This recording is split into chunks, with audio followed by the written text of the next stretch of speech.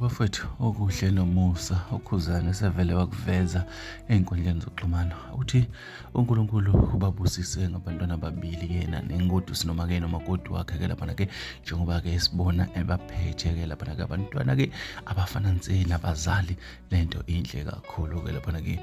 Okunye okuhle kakhulu bafowethu-ke esilokhu sikuncome njalo sikubungaza sikubabaza izipheko ziyangena izipheko. Sikhuluma ngezinkomo eseyihlangane isibaya laphana-ke kwaMpungose elokhu ingenile-ke lento bafowethu-ke isho lukhulu-ke endimeni kaMaskandi-ke uma uwumuntu othanda abantu, uma uwumuntu osebenzela umphakathi, uma uwumuntu ohlonipha umphakathi. Lento ikhombisa ngokusobala ukuthi ukhuzana abantu bayamthanda futhi-ke uyabahlonipha naye bayamhlonipha njengoba-ke bakwazile ukumseka bebungaza ubuhle bomshado wakhe omhlophe-ke laphana-ke njengoba-ke sibona iy'pheko zingena ngendlela eyisimanga.